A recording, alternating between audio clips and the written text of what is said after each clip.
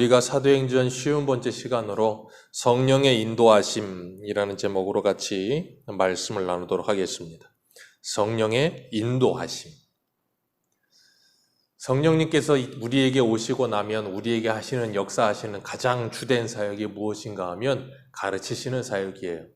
요한복음 14장과 16장에 말씀하시는 것처럼 죄에 대하여, 의에 대하여, 심판에 대하여 가르치시고 예수님의 모든 말씀을 생각나게 하시며 그 말씀을 따라 살아가게 하십니다. 그렇기 때문에 우리가 성령에 충만한 사람이라고 할 때에는 성령에 충만한 사람이란 가장 아주 쉽게 판단할 생각해 볼 수 있는 게 뭐냐면 하나님의 말씀에 순종하는 사람. 그가 성령에 충만한 사람이에요. 우리는 성령에 충만한 사람 하면 막 목소리가 막 이러거나 아니면 좀 뭔가 특별한 뭐가 있는 사람이라고 착각을 하는 경우가 참 많은데 아니에요. 그의 삶 속에서 말씀이 이렇게 물들어서 그의 삶 속에 이렇게 자연스럽게 하나님의 말씀이 이렇게 풍겨나고 주님과 동행하는 삶이 이렇게 보여지는 사람이 진짜 성령에 충만한 사람이에요. 그렇기 때문에 성령께서 우리에게 일하시는 그 역사하심, 그리고 성령의 인도하심, 성령의 이끌리심을 받는다. 우리가 성령의 인도하심 하면 오늘 본문에 있는 사도 바울의 모습이 가장 대표적이에요. 밤에 환상 중에 뭘 보는 거. 우리는 자꾸 그런 걸 꿈꿔요. 이런 건 일평생에 있을까 말까 한 일이에요. 우리는 너무나도 쉽게 이걸 자꾸 간과하는데 이 성경책은 계시록에 있는 말씀처럼 완성된 계시의 말씀입니다. 아멘이십니까? 제가 그래서 기독교 강의할 때도 말씀을 드렸지만 우리가 하나님과 함께 동역한다. 하나님과 함께 동행한다.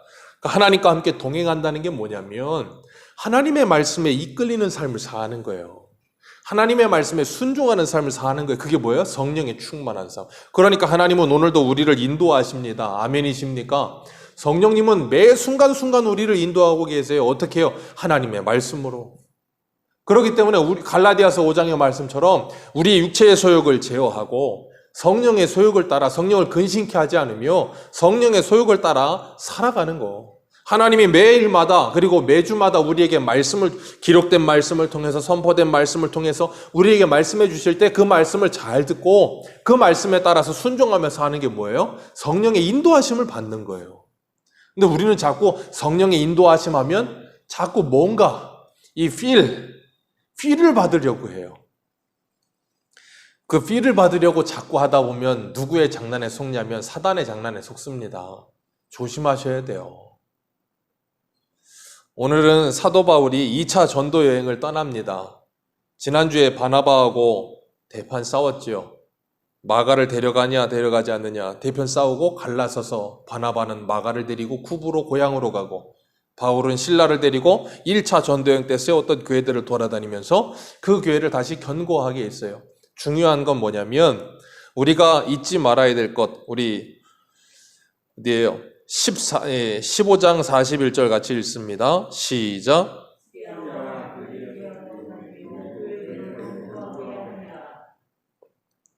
교회들을 견고하게 아니라 오늘 본문 4절과 5절 읽습니다. 시작.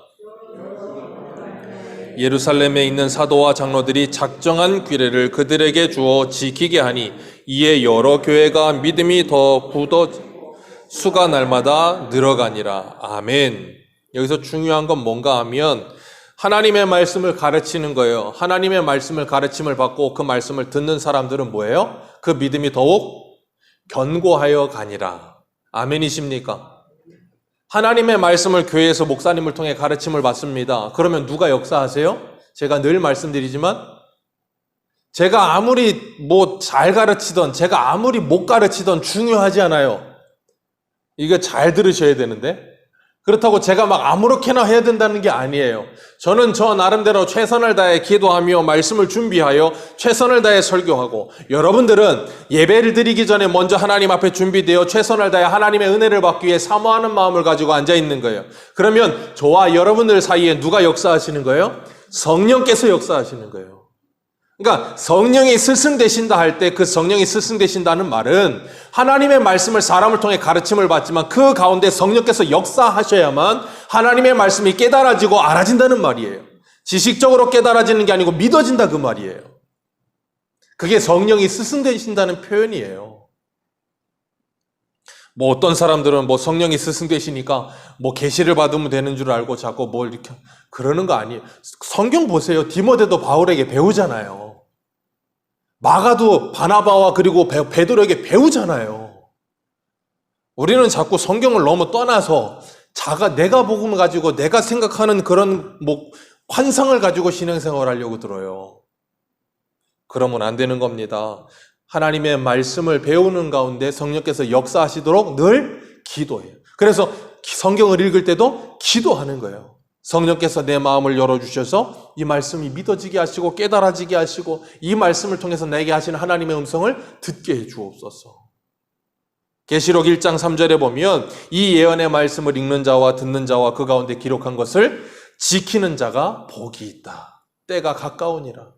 읽는 자, 듣는 자, 그리고 그 읽고 들은 걸 지키는 자가 복이 있다. 그렇게 말씀하세요. 우리가 신앙생활하면서 하나님의 말씀을 듣는 일 중요합니다. 여기 앉아 계시는 우리 권사님들, 집사님들은 적어도 한 몇십 년 아니면 몇 년 이상씩 신앙생활 하신 분들이에요. 그죠? 오늘 본문에 그리고 지난주에 41절, 15장 41절과 오늘 본문 16장 4절과 5절 똑같은 장소예요. 1차 전도여행 갔던데 다시 갔어요. 그들에게 하나님의 말씀을 가르쳤습니다. 그랬더니 그들의 믿음이 더 뭐해지니라? 견고해지니라. 튼튼해지니라. 흔들리지 아니하더라. 우리가 신앙생활을 한다는 건 들은 말씀을 듣고 또 듣는 거예요. 또 듣는 가운데 뭐 하냐면 견고해지는 겁니다. 우리가 공사를 할 때 보면 땅을 파서 뭔가를 묻잖아요. 땅을 파서 뭔가를 묻고 나면 이제 뭐 수도관이나 하수로를 묻고 나면 거기 흙을 메우잖아요. 흙을 메우면 그냥 흙 갖다 붓고 끝내나요? 아니에요. 흙 갖다 붓고 거기 막 땅을 다지잖아요. 다지고 내려가면 또 흙 붓고 다져서 그게 완전히 더 내려가지 않을 만큼 단단하게 다져요. 그런 것처럼 하나님의 말씀을 듣는다는 건 그런 거예요. 우리의 신앙이 다져져서 튼튼해지도록 계속해서 들으면서 다져가는 거예요. 그래서 바울은 빌립보서인가요? 거기도 보면 너희들에게 동일한 말씀을 쓰는 것이 나에게는 수고롭지 않고 너희들에게는 안전하니라. 우리 옛말에도 아주 좋은 속담이 있잖아요. 서당계 3년이면 풍어를 엎는다고. 풍월이 뭐예요? 자연이잖아요. 바람과 달 그리고 자연. 그러니까 서당에서 배우는 게 뭐였어요? 옛날에는 하늘천 땅지 이 천자문 배우고 그 다음에 시조 배웠잖아요. 그러니까 맨날 하늘천 땅 맨날 해요 그거를. 옛날 사람들은 그게 참 좋은 점 중에 하나인데 그게 뭐냐면 천자문을 외우고 또 외웠어요. 그게 참 좋은 게 뭐냐면 그 똑같은 걸 반복하다 보면 거기서 뭐 하냐면 깨달음이 와요. 똑같은 걸 반복하는 가운데 거기서 깨달음이 온다니까요. 오죽하면 서당깨도 3년이면 풍어를 읊는다 그러겠어요. 똑같은 말을 계속 듣다 보면 뭐예요? 그냥 일이 박여버리는 거예요. 반복해서 말씀을 듣는 가운데 그 말씀 속에서 하나님께서 우리에게 가르치시는, 그러니까 우리가 뭐냐면 평생에 듣던 말씀 또 들려주시오. 내가 아는 말씀이에요. 그런데 오늘 알고 있던 말씀이 하나님께서 나에게 하실 때 다 알고 있다고 생각했는데 어느 날 갑자기 또 새로운 걸 깨닫게 하시고 어느 날 또 새롭게, 그러니까 세상의 책들도 이 고전, 명작 그런 책들 읽다 보면 책을 읽었는데 내가 분명히 읽었던 책인데 몇 년 지나서 읽으면 또 새로운 게 있어요. 읽었던 걸 또 읽으면 또 새로운 게 있고 또 새로운 게 있어요. 세상의 책도 그런데 하나님의 말씀이 성경이 그런 게 없겠습니까? 그렇기 때문에 우리는 뭐 해야 되냐면 다 아는 말씀이라고 하는 그런 잘못된 생각을 버려야 돼요. 그런 말씀을 버리고 하나님이 오늘은 나에게 무슨 말씀을 하실까 기대하면서 이 말씀을 대해야 되는 거예요. 그럴 때 하나님께서 우리에게 새로운 은혜를 주시는 거예요. 안다고 할 때 우리는 모르게 되는 겁니다. 바울이 2차 전도여행을 다니는데 루스드라에서 누구를 만나냐면 디모데라고 하는 사람을 만나요. 아주 멋있는 만남이죠. 디모데는 이곳에서 바울을 만나서 그 인생에 전환점이 생겼어요. 바울이라고 하는 영적인 아버지, 영적인 멘토를 만나서 그 인생이 확 뒤집어지는 거죠. 우리들도 인생을 살아가면서 이런 영적인 멘토를 좀 만날 수 있게 되시기를 주님의 이름으로 축복합니다. 사람이 만남의 복을 받는 거 참 중요해요. 하나님을 만나는 것 중요합니다. 그리고 하나님을 만남과 동시에 우리가 일생을 살면서 정말 내 신앙의 영적인 멘토들을 만나는 일 참 중요해요. 왜냐하면 누구를 만나느냐에 따라서 그 사람이 확 바뀌어요. 마가는 바나바를 통해서 베드로를 통해서 하나님의 사람으로 양육되고 디모데는 바울을 통해서 양육되고 이 디모데는 오늘 본문 1절에 말하는 것처럼 혼혈인이에요. 어머니는 유대인이고 아버지는 헬라인이었어요. 그런데 2절에 보니까 같이 읽습니다. 시작.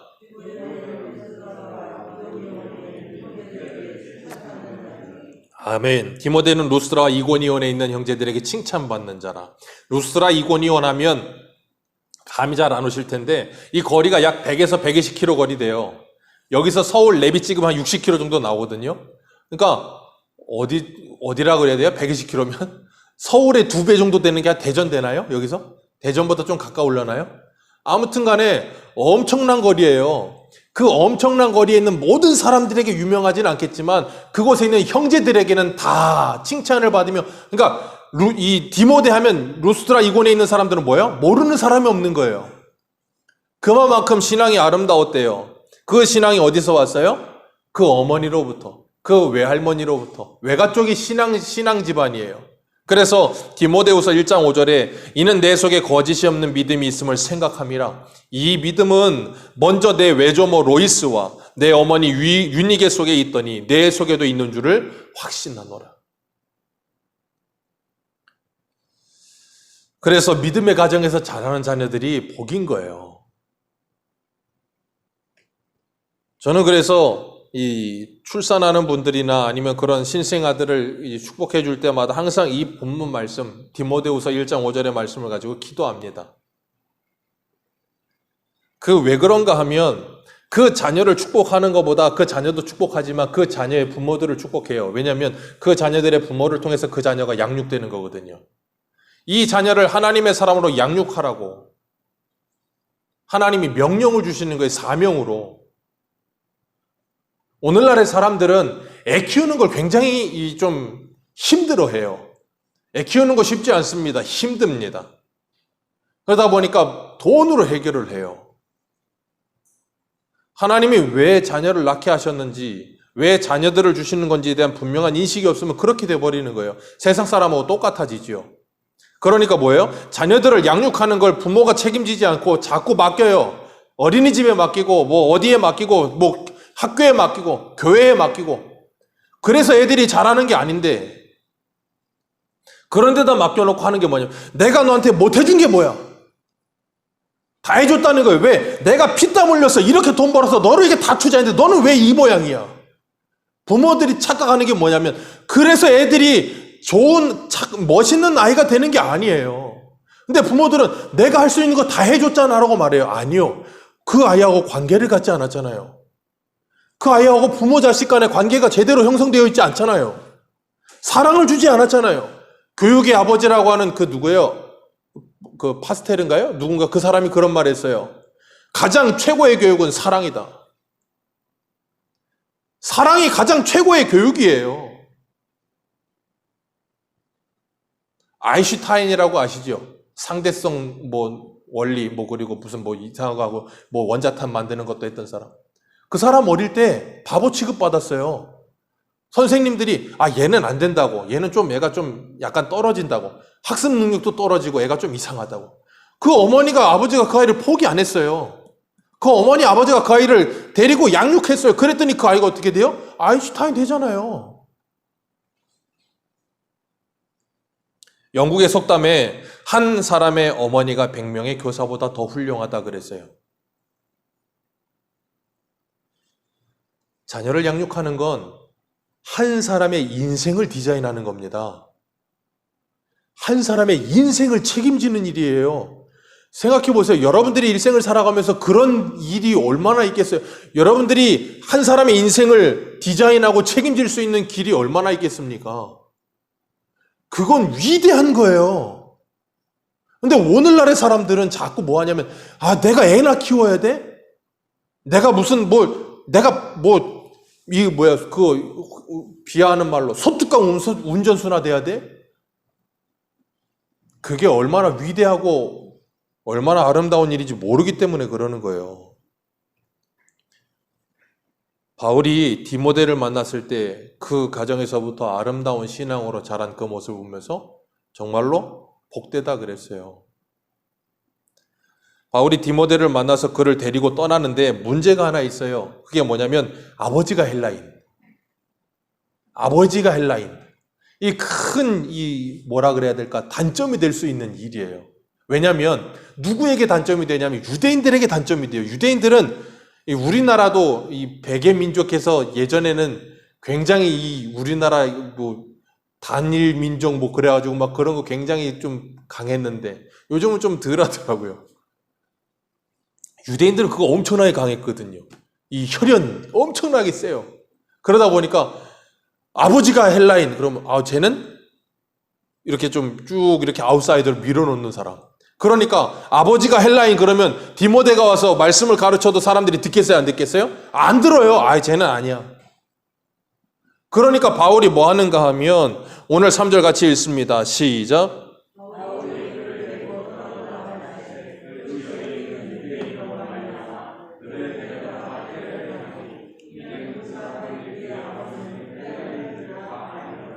아버지가 헬라인인 줄 알았기 때문에 그것이 복음을 전하는데 걸림돌이 될까봐 사도 바울이 디모데를 뭘 했다고요?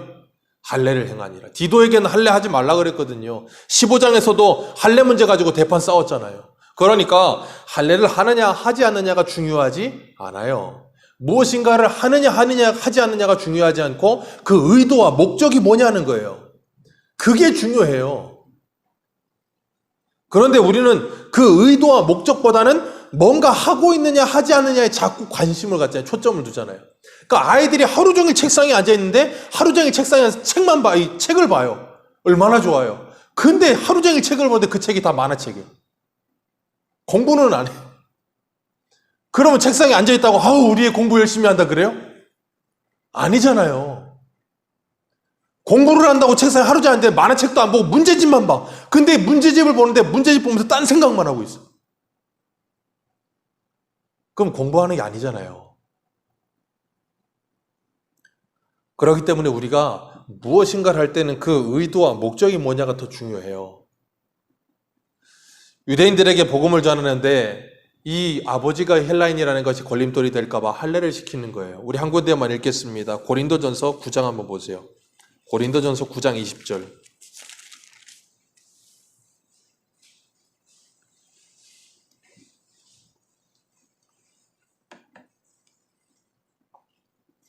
고린도전서 9장 20절입니다. 20절에서 23절 다 같이 합독하겠습니다. 시작.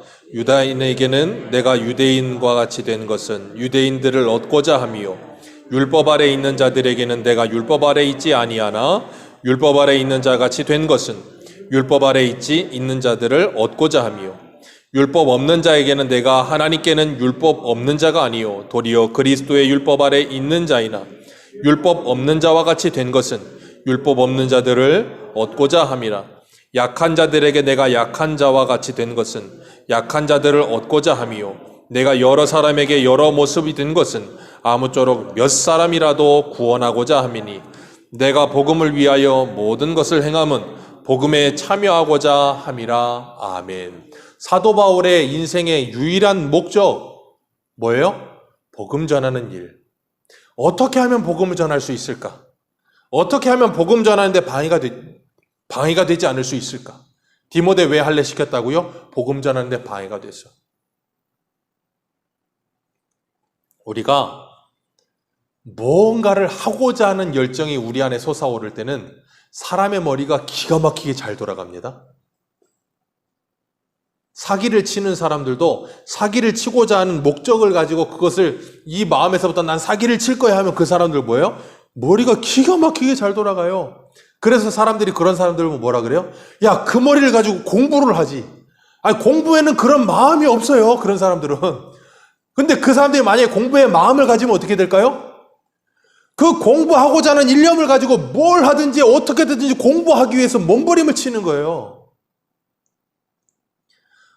그렇기 때문에 우리들이 뭔가를 하고자 할 때에는 그래서 사랑을 하면 시간과 공간을 초월하잖아요. 시간이 중요하지 않아요. 공간이 중요하지 않아요. 사랑하면 어디든 갑니다. 방법을 고안해서라도 사랑합니다. 그런 것처럼 공부를 사랑하면 방법을 고안해서라도 공부해요. 하나님을 사랑하면 하나님을 사랑하는 마음을 어떻게든 표현하고 싶어서 머리를 짜내는 거예요. 사도 바울은 복음을 위해서라면 무엇이든 못할 일이 없었던 거예요. 우리 부모님들이 자녀들을 위해서라면 못할 일이 없었던 것처럼. 하나님께서 이렇게 하나님의 사람을 통하여 하나님의 사람들을 부르세요. 천국 열쇠를 주시고 땅에서 열어라 닫아라 하셨잖아요. 오늘 우리는 열고 있습니까? 닫고 있습니까? 4절에 바울은 여러 성을 다니며 예루살렘에서 사도들과 장로들이 작정한 규례 15장에서 다만 이것은 피하자 했던 그것들을 가르쳤어요. 그리고 그들을 굳건하게 했습니다. 그랬더니 날마다 여기 보면 뭐라 그랬어요? 오늘 본문 5절 말씀, 이에 여러 교회가 믿음이 더 굳건해지고 수가 날마다 늘어가니라. 이 지상에 존재하는 모든 교회들의 꿈, 모든 교회들이 원하는 꿈, 믿음이 굳어지며 날마다 수가 더하는 교회, 성숙하며 성장하는 교회. 그렇게 열심히 성숙하고 성장하고 바울이 사역하는 그 사역이 잘 되고 있습니다. 그런데 갑자기 하나님이 그 잘 되고 있는 일에다가 찬물을 끼얹어 버려요. 6절 말씀 같이 읽습니다. 시작. 성령이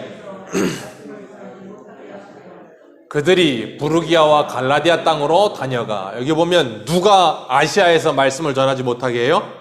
성령이.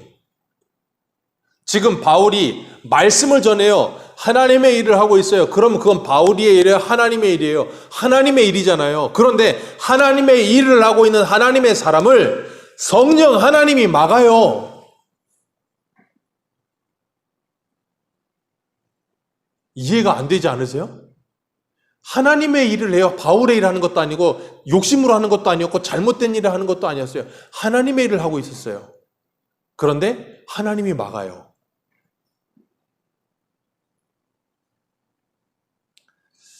여기서 우리는 좀 아이러니한 거예요. 왜 막나? 잘하고 있고 사람들은 늘어나고 있고 교회는 굳건하게 믿음으로 잘하고 있는데 얼마나 잘하고 있는데 왜 그러나? 그런데 하나님의 성령이 막으시고 7절에는 갈라디아 땅으로 다녀가 무시아 앞에 이르러 비두니아로 가고자 하는 뜻 누가 막아요? 예수의 영. 성령, 하나님의 영, 예수의 영, 성령 다 같은 말이에요. 성령이 막으세요. 그리고 나서 그 밤에 환상을 봐요. 자, 바울이 환상을 보기까지 하나님의 영, 성령, 예수의 영 두 번이나 막아요. 그죠? 그 말은 바울이 지금 가는 길이 하나님이 원하시는 길이라는 거예요? 아니라는 거예요? 두 번이나 막혔어요. 하나님이 원하시는 길이에요? 아니에요? 하나님의 일은 하고 있었지만 하나님은 바울이 거기서 하나님의 일을 하기를 원하지 않으셨다고요. 그래서 두 번이나 막았어요. 근데 바울은 두 번이나 막았는데도 하나님의 뜻을 깨달아요? 못 깨달아요? 못 깨달아요. 여기에 초점이 있는 거예요. 잘 들으셔야 돼요. 하나님이 두 번이나 성령이 두 번이나 막았어요. 그랬으면 바울이 그걸 깨달았어야 되는데 깨닫지를 못해요. 그랬더니 세 번째는 밤에 뭘 보여주세요? 환상. 왜 환상 보여줬어요? 왜 환상을 보여줬습니까? 제가 지금 답을 말씀드렸는데 앞에서 몇 번 막았다고요? 두 번. 성령과 예수의 영이 바울을 막았는데도 불구하고 바울은 뭐예요? 하나님이 막고 있는데도 불구하고 계속해서 가는 거예요. 그러니까 뭐예요? 환상을 보여주는 거예요. 왜? 말을 해도 안 들으니까. 무슨 말인지 이해하시겠어요? 환상을 보여줘 마게도냐 사람이 저 건너서 손짓하면서 이리로 건너와 우리를 도우라. 우리에게 복음을 전해달라 그 말이에요. 그랬더니 10절 같이 읽습니다. 시작.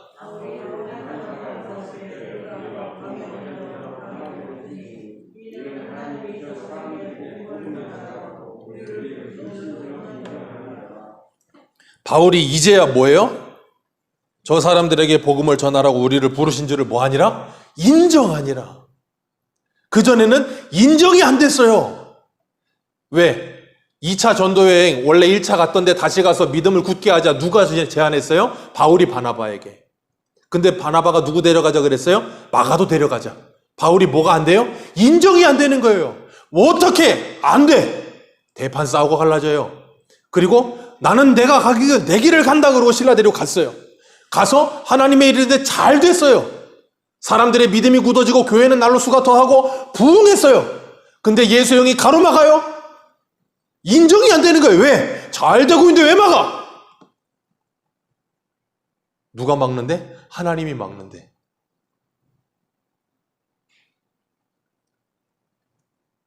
하나님이 막는데 왜 막아?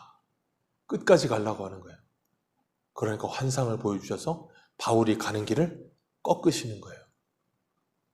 바울이 가는 길을 꺾으시는 거예요. 이 본문은 여기서 우리가 생각해 볼 사람이 누구냐면 창세기에 나오는 사람 야곱. 야곱은 굉장히 머리 잘 돌아가는 사람, 사기꾼. 아까 말씀드린 기가 막혀요. 그런 데는 신풍나무, 버든나무, 살구나무 깎아가지고 교미할 때마다 그거 그런다고 그게 나오겠습니까? 하나님이 복을 줬으니까 그런 거지. 그런데 그런 온갖 신변 잡기에 능하더라고. 하나님의 말씀하고는 맨날 동떨어진 딴 길로만 가요. 하나님이 그래서 베델에서 뭐라 그랬어요? 내가 너와 함께하며 내가 이루어지면 모든 일이 다 이루어지기 전에는 너를 떠나지 않을 거다. 그러니까 하나님의 뜻을 반드시 다 이루어서 야곱 댁에 만들어 놓고 하나님이 야곱 보내시겠다 그 말이에요.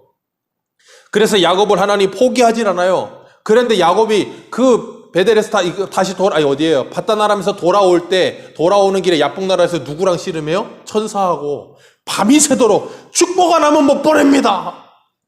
그랬더니 하나님이 어떻게 해요? 날이 새는 걸 보고 천사가 환도뼈를 쳐서 이 골반 쳐가지고 어떻게 해요? 골반이 위골됐어요. 틀어져 버렸어요. 그래가지고 평생 뭘 붙들어야 돼요? 지팡이. 그게 의미가 있다니까요. 그 전엔 야곱이 2발로 다녔어요. 근데 이제는 2발로 못 다녀요. 그 말은 뭐냐면 너 스스로 다닐 수 없는 인생 되게 만드는 거예요. 그리고 그 지팡이 의지하지 않으면 못 가는 인생 되게 만들어버린 거예요. 그게 뭐냐면 너는 하나님 의지하지 않으면 못 사는 존재를 알리신 거예요. 그리고 난 다음 하나님이 야곱에게 져줬어요. 그리고 뭐라 그랬어요? 네 이름은 야곱이 아니고 이제 뭐다? 이스라엘. 이스라엘 이름 뜻이 뭐라고요? 하나님. 하나님과 겨루어 이긴 자.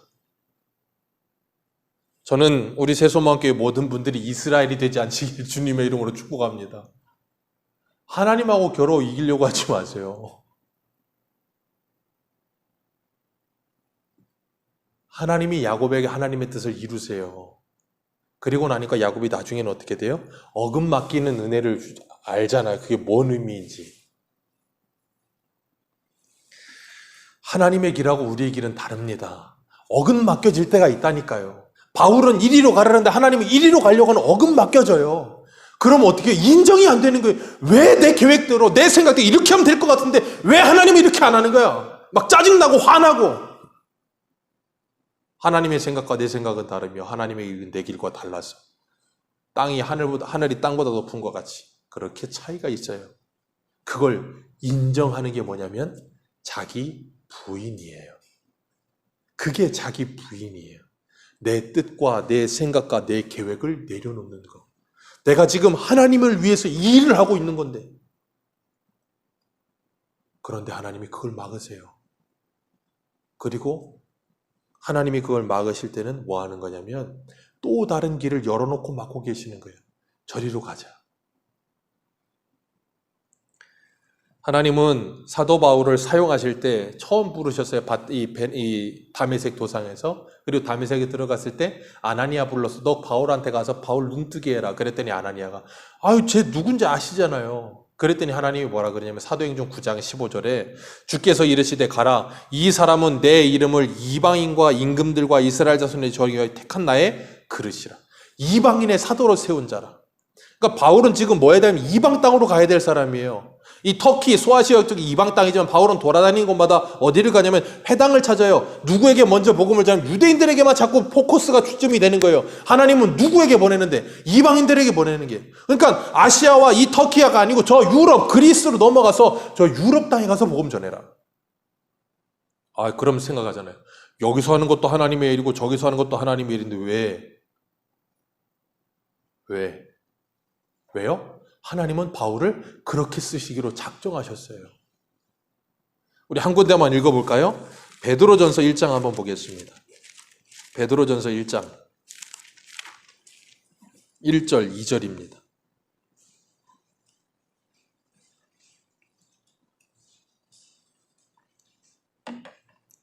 베드로전서 1장 1절 2절입니다.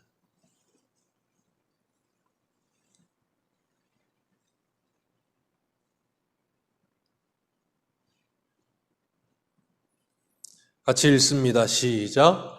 예수 그리스도의 사도 베드로는 본도, 갈라디아, 갑바도기아, 아시아와 비두니아에 흩어진 나그네 곧 하나님 아버지의 미리 아심을 따라 성령이 거룩하게 하심으로 순종함과 예수 그리스도의 피뿌림을 얻기 위하여 택하심을 받은 자들에게 편지하노니 은혜와 평강이 너희에게 더욱 많을지어다. 아멘. 여기 보면 본도, 갈라디아, 갑바도기아, 아시아와 비두니아, 여기가 어디냐면 사도 바울이 지금 다니는 2차 지역, 터키 지역 그쪽이에요. 그러니까 바울은 하나님이 막아서 어디로 보내고 저 마게도냐, 그리스 쪽 유럽으로 보내고 바울이 가려고 했던 그곳은 누구를 보내고 베드로를 보내고. 그러면 우리는 질문, 왜? 몰라요. 하나님이 그렇게 하시겠다는 거예요. 하나는 천이 쓸 그릇을, 하나는 귀 쓸 그릇을 하나님이 그럴 능이 없으시겠느냐? 하나님이 그렇게 하시기로 작정하셨다고요. 그래서 하나님이 그 일을 하시는 게, 그랬더니 바울이 결국에는 10절에 뭐 했다고요? 인정하니라. 만약에 여러분들이 이런 상황이 온다면 어떠시겠어요? 화나지 않겠어요? 그러면 질문합니다. 왜 화가 납니까? 내 일 하는 게 아니고 하나님의 일을 하는 거라면서요. 왜 화가 납니까? 내 계획대로 안 돼서, 내 생각대로 안 돼서, 그래서 화나는 거예요. 하나님의 계획은 지금 이건데 내 계획은 이거라서. 그렇기 때문에 우리가 잘못된 사명에 붙들린 사람은 참 불행해져요. 잘 들으셔야 돼요. 사명이 아니고 잘못된 사명감에 붙들린 사람은 불행해집니다. 왜냐하면 그 사명이 그 인생에서 쏙 빠져버리면 공허해져 버려요. 왜냐하면 일밖에 남은 게 없어서. 그런데 성도가 하나님과 나와의 관계에 중심을 두게 되면 그 사람은 기쁨이 넘쳐요. 하나님이 사명을 맡기시든 맡기시지 않든 기쁨이 넘쳐요. 왜냐하면 그 사람의 목적은, 중심은 사명이 아니고 하나님이에요. 이거 깊이 묵상해 보세요. 사명, 일 중심인 사람은 그 일이 없어져 버리면 공허해지고 낙심되고 좌절합니다. 그런데 하나님과 관계가 목적이었던 사람은, 그걸 위해 사명을 가지고 일했던 사람은 그 사명이 사라져도 중요하지 않아요. 왜냐하면 하나님하고 나와의 관계가 제일 중요해요.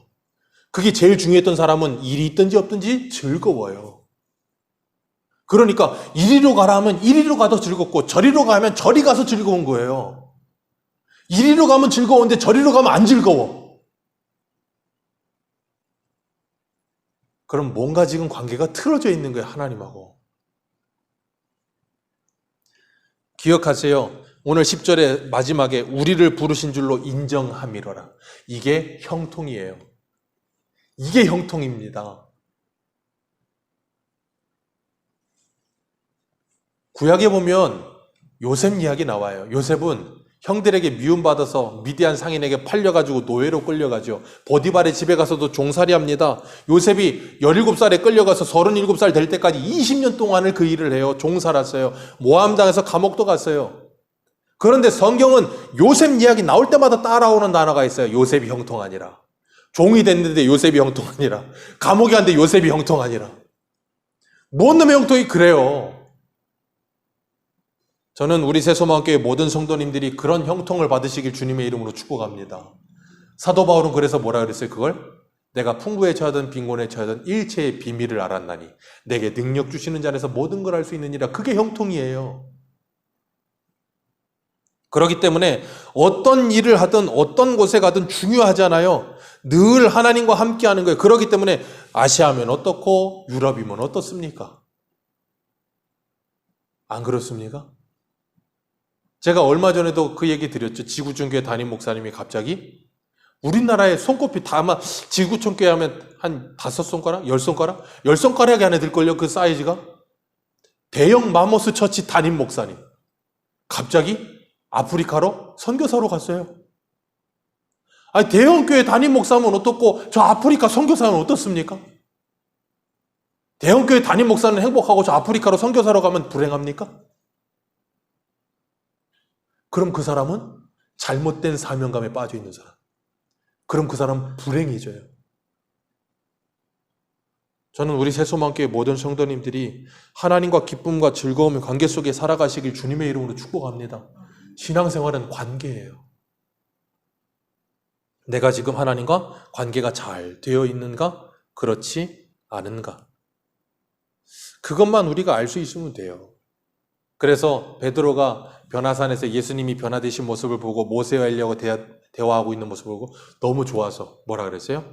주여, 여기가 좋사오니 초막셋을 짓고 여기서 살까요? 그랬더니 주님이 뭐라 그래요? 쓰잘데기 없는 소리 하지 말고 내려가자. 베드로가 여기가 좋사오니. 제가 예전에 그 강의하면서 그런 말씀드렸어요.